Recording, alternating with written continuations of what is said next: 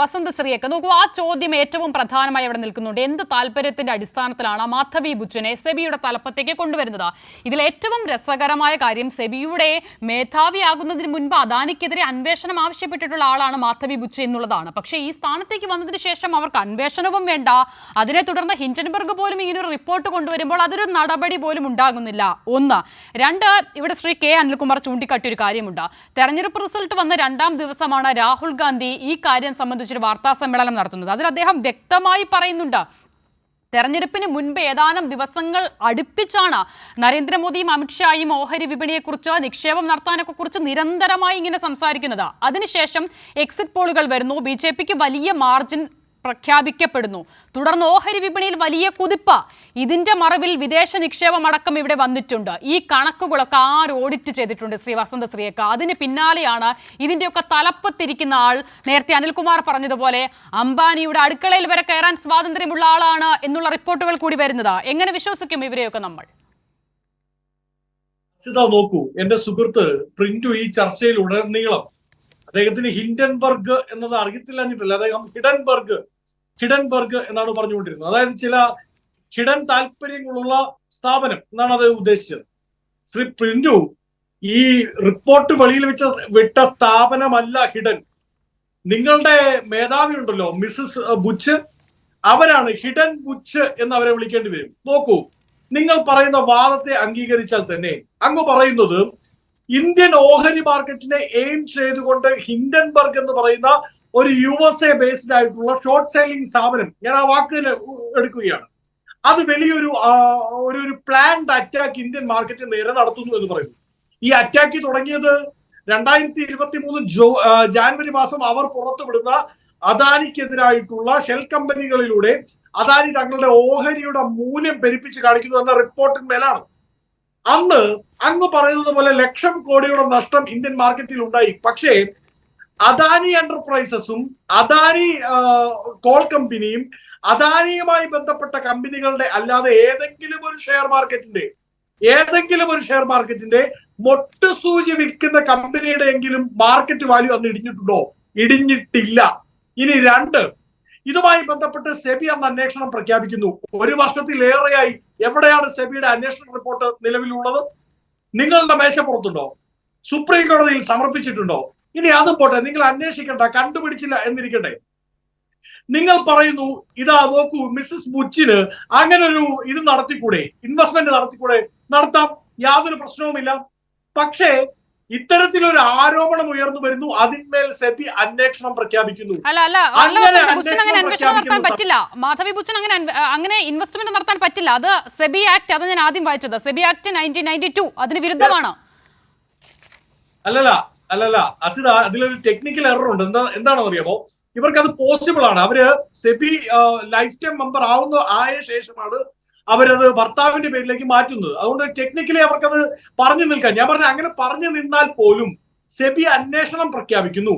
അങ്ങനെ സെബി അന്വേഷണം പ്രഖ്യാപിക്കുന്ന സമയത്ത് സെബി കോടതിയിൽ നൽകുന്ന റിപ്പോർട്ട്, അത്തരം ഷെൽ കമ്പനികളെ പറ്റി ഞങ്ങൾക്കോ ഞങ്ങളുടെ അന്വേഷണ കമ്മിറ്റിക്കോ റിപ്പോർട്ട് കിട്ടിയിട്ടില്ല, വിവരങ്ങൾ ലഭ്യമായിട്ടില്ല എന്ന് പറയുമ്പോ അതേ സെബിയുടെ അധ്യക്ഷ അവരുടെ പേഴ്സണൽ മെയിൽ ഐഡിയിൽ നിന്ന് ഈ റിപ്പോർട്ട് സമർപ്പിക്കുന്നതിന് 9 മാസം മുമ്പ് ഇതേ ഷെൽ കമ്പനിക്ക് തന്റെ പേരിലുള്ള ഷെയറുകൾ കൂടി ഭർത്താവിന്റെ പേരിലേക്ക് മാത്രമാക്കി കൊടുക്കണമെന്ന് പറഞ്ഞ് മെയിൽ അയച്ചിരിക്കുന്നു എന്നതാണ് വെളിയിൽ വന്നിരിക്കുന്നത്.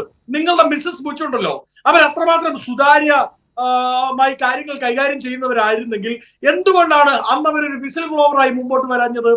പ്രിന്റു, ഒരുപക്ഷെ മിസസ് ബുച്ച് അന്ന് വന്ന് പറയുകയാണ്, നോക്കൂ, അദാനിയുടെ ഇന്ന ഷെൽ കമ്പനികളുണ്ട്, IFF അടക്കമുള്ള അദാനിയുമായി ബന്ധപ്പെട്ട ചില ഷെൽ കമ്പനികൾ വിദേശത്ത് പ്രവർത്തിക്കുന്നുണ്ട്, ഞാനൊരു നിക്ഷേപക എന്ന നിലയിൽ അതിൽ നിക്ഷേപം നടത്തിയിരുന്നു. പക്ഷെ ഇപ്പോൾ ഹിൻഡൻബർഗ് റിപ്പോർട്ട് വെളിയിൽ വന്നതിന്റെ പശ്ചാത്തലത്തിൽ ഞാൻ മനസ്സിലാക്കുന്നു അതിൽ ചില തിരിമറികൾ ഉണ്ടായിട്ടുണ്ടാവാം. അങ്ങനെയാണെങ്കിൽ നോക്കൂ, എന്റെ കൂടി ഷെയർ, എന്റെ കൂടി ഇൻവെസ്റ്റ്മെന്റ്, എന്റെ ഭർത്താവിന്റെ കൂടി ഇൻവെസ്റ്റ്മെന്റ് അന്വേഷണ വിധേയമാവട്ടെ എന്ന് ഹിൻഡൻബർഗ് കണ്ടുപിടിക്കുന്നതിന് മുമ്പ് മിസസ് ബുച്ച് പറഞ്ഞിരുന്നെങ്കിൽ അതിൽ പ്രയോജനം ഉണ്ടാകുമായിരുന്നില്ലേ? രണ്ട്, ഒരു കാര്യം നമ്മൾ കൃത്യമായി മനസ്സിലാക്കണം. അദാനി എന്ന് പറയുന്ന പേര് ഗുജറാത്തിന്റെ വെളിയിലേക്ക് നമ്മൾ കേൾക്കാൻ തുടങ്ങിയത് 2014 2014 ശേഷമാണ് അദാനി എന്ന് പറയുന്ന പേര് കേൾക്കാൻ തുടങ്ങിയതും നേരത്തെ വലിയ ആർജവത്തോടു കൂടി പ്രിന്റ് പറഞ്ഞില്ലേ, അദാനിയെ തൊട്ടാൽ ഇന്ത്യൻ മാർക്കറ്റ് അപ്പാടെ ഇടിഞ്ഞു വീഴുമെന്ന്.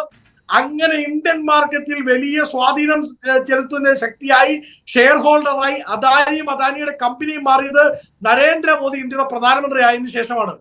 അതിനു മുമ്പ് ഈ അദാനിയുടെ പേരോടെ കേട്ടിരുന്നത് ഗുജറാത്തിനുള്ളിൽ മാത്രമായിരുന്നു. അത് എപ്പോ തൊട്ടാണെന്നറിയാമോ? അതും നരേന്ദ്രമോദി എന്ന് പറയുന്ന മനുഷ്യൻ ഗുജറാത്തിന്റെ മുഖ്യമന്ത്രി ആയതിനു ശേഷമാണ്. അതിനു മുമ്പ് അദാനിക്ക് ഒരു ബിസിനസ് ബാക്ക്ഗ്രൗണ്ട് ഇല്ല. അദാനിക്ക് ഒരു ജില്ലയ്ക്ക് വെളിയിലേക്കുള്ള ബിസിനസ് വ്യാപാരങ്ങൾ പോലും ഉണ്ടായിരുന്നില്ല. ഇപ്പൊ നേരത്തെ അനിൽകുമാർ പറഞ്ഞതുപോലെ കമ്പനി എന്താ പറയുന്നത്, സൗഹൃദ മുതലാളിത്തം ആ രീതിയിൽ താങ്ങി നിർത്തുകയാണ്. നരേന്ദ്രമോദിയെ താങ്ങി നിർത്തുന്നത് അദാനിയും, അദാനിയെ താങ്ങി നിർത്തുന്നത് നരേന്ദ്രമോദിയുമാണ്. വളരെ കൃത്യമായി നേരത്തെ അസിത പറഞ്ഞതുപോലെ ശ്രീ രാഹുൽ ഗാന്ധി അടക്കം ഇന്ത്യ മുന്നണി അടക്കം ഞങ്ങൾ കൃത്യമായി പറഞ്ഞല്ലോ, നിങ്ങൾ പെരുപ്പിച്ച് കാണിച്ച ഡേറ്റകൾ, നിങ്ങൾ അദാനി മേടിച്ചു കൂട്ടിയ കമ്പനികൾ, അദാനി മേടിച്ചു കൂട്ടിയ അദാനിയുടെ ഇൻവെസ്റ്റ്മെന്റ് ഉള്ള ചാനലുകൾ പുറത്തുവിട്ട റിപ്പോർട്ടുകൾ വളരെ കൃത്യമായി ഇതാ BJP വലിയ അപജയം നേരിടാൻ പോകുന്നു, വലിയ പരാജയം നേരിടാൻ പോകുന്നു എന്ന് അവർക്ക് ഡേറ്റ കയ്യിൽ ഉണ്ടായിട്ട് പോലും BJP 400+ സീറ്റുകളുമായി അധികാരത്തിൽ വരുമെന്ന് പെരുപ്പിച്ച് കാണിച്ചൊരു ഡേറ്റ കൊണ്ട് അദാനിക്ക് രാത്രിക്ക് രാത്രി അദാനിയുടെ ഷെയറിൽ ഉണ്ടായത് വലിയ ഇൻവെസ്റ്റ്മെന്റ് ആണ്, വലിയ ഹൈക്കാണ്. അങ്ങനെയാണെങ്കിൽ നിങ്ങളും അത് വിശ്വസിച്ചു വന്നിരിക്കട്ടെ. അദാനിയും അദാനിയുടെ ഏറെ പ്രിയങ്കരനായ സുഹൃത്ത്, ഏറ്റവും അടുത്ത സുഹൃത്ത് നരേന്ദ്രമോദിയും വിശ്വസിച്ചു വന്നിരിക്കട്ടെ. അങ്ങനെയാണെങ്കിൽ എന്തിനാണ് ആ ഹൈക്കിൽ നിൽക്കുമ്പോൾ അദാനി കമ്പനി അവരുടെ ഷെയറുകൾ വിറ്റൊഴിഞ്ഞത് മാക്സിമം പ്രൈസിലേക്ക് ആ ഷെയറുകളെ എത്തിച്ച ശേഷം വിറ്റൊഴിഞ്ഞ് അതിൽ ലാഭമുണ്ടാക്കി റിസൾട്ട് വന്നതിന്റെ അന്ന് ഈ ഷെയറുകൾ കൂപ്പുകുത്തുമ്പോൾ കുറഞ്ഞ വിലയ്ക്ക് പർച്ചേസ് ചെയ്യുകയാണ് ചെയ്തത്. ഇപ്പൊ പ്രിന്റ് പറഞ്ഞല്ലോ, ഷോർട്ട് സെല്ലിംഗ്, ഇൻട്രാ ട്രേഡിംഗ്.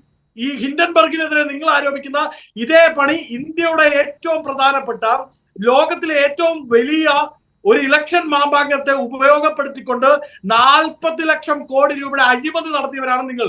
എന്തുകൊണ്ടാണ് നിങ്ങൾ അന്വേഷണം പ്രഖ്യാപിക്കാത്തത്? JPC അന്വേഷണം. ഇനി ഒരു കാര്യം കൂടി, പ്രിന്റുവിനോടുള്ള എന്റെ ഏറ്റവും വലിയ അഭ്യർത്ഥനയാണ്. നിങ്ങൾ പറഞ്ഞല്ലോ ഇന്ത്യൻ മാർക്കറ്റിനെ താങ്ങി നിർത്തുന്ന അദാനി, ഗൗതം അദാനി, ആ അദാനിക്കെതിരെ ഹിൻഡൻബർഗ്, നിങ്ങൾ പറയുന്ന ഹിഡൻബർഗ് വളരെ പ്ലാൻഡ് ആയിട്ട് അജണ്ട വെച്ച് ഒരു റിപ്പോർട്ട് പുറത്തുവിടുന്നു 2023 ജാനുവരി മാസം. നമ്മൾ ഈ ചർച്ച നടത്തുന്നത് 2024 ഓഗസ്റ്റ് മാസമാണ്. പ്രിന്റു, ഇതുവരെ നിങ്ങളുടെ അദാനി എന്നേ പറയൂ, നിങ്ങളുടെ അദാനിയോ അദാനിയുടെ കമ്പനിയോ ഒരു വക്കീൽ നോട്ടീസ് കൊണ്ട് പോലും ഹിൻഡൻബർഗിനെതിരെ മൂവ്മെന്റുമായി ഇറങ്ങി പുറപ്പെടാൻ, ഹിൻഡൻബർഗിനെതിരെ ഒരു ഡിഫൻസ് നടത്താൻ തയ്യാറായിട്ടുണ്ടോ? 2, സെബിയുമായി ബന്ധപ്പെട്ട വിവിധ ആരോപണങ്ങൾ ഇപ്പോൾ ഹിൻഡൻബർഗ് പുറത്തുവിടുന്നു. സെബിയുടെ ഭാഗത്ത് നിന്ന് നിയമപരമായി എന്ത് നടപടിയാണ് സ്വീകരിക്കാൻ സാധിച്ചിട്ടുള്ളത്? 4, അങ്ങ് പറയുന്നു ഇന്ത്യൻ സ്റ്റോക്ക് മാർക്കറ്റിനെ തന്നെ തകർക്കാനാണ് ഹിൻഡൻബർഗ് ഇറങ്ങി പുറപ്പെടുന്നത്. എന്തുകൊണ്ടാണ് നമുക്ക് ലഭ്യമായ നിയമ നടപടികൾ സ്വീകരിക്കാൻ അദാനി, നരേന്ദ്രമോദി, മിസ്സിസ് ബുച്ച്, സെബി ഒക്കെ അറച്ചു നിൽക്കുന്നത്? കാരണം നിങ്ങൾ ഇറങ്ങി പുറപ്പെട്ടാൽ അതിനേക്കാൾ വലിയ നിങ്ങളുടെ കൊള്ളരുതായികൾ, നിങ്ങളുടെ കള്ളക്കളികൾ ഈ ഹിൻഡൻബർഗ് അടക്കമുള്ളവർ വെളിയിലേക്ക് വിടും, പുറത്തേക്ക് വരും എന്നുള്ള പേടി കൊണ്ടാണ് എന്നുള്ളതാണ്.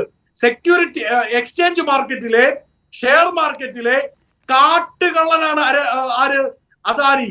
രാത്രിക്ക് രാത്രി കോഴിക്കൂട്ടിൽ നിന്ന് കോഴിയെ കക്കുന്നത് പോലെ ഷെയർ മാർക്കറ്റിന്റെ ഇടയിൽ ഇൻട്രാ ട്രേഡിംഗിൽ, ഷോർട്ട് സെല്ലിംഗിൽ എങ്ങനെ ലാഭം ഉണ്ടാക്കാം എന്നത് ഷെയർ പ്രൈസ് പെരുപ്പിച്ച് കാണിച്ചുകൊണ്ടും ഇന്ത്യൻ പൊളിറ്റിക്കൽ സിനാറിയോയിൽ ആവശ്യമില്ലാത്ത കുക്കിടപ്പ് ഡേറ്റകൾ സൃഷ്ടിച്ചുകൊണ്ടും അവരവരുടെ ഇഷ്ടത്തിന് വേണ്ടി പണി നടത്തുന്നവരാണ് അദാനി.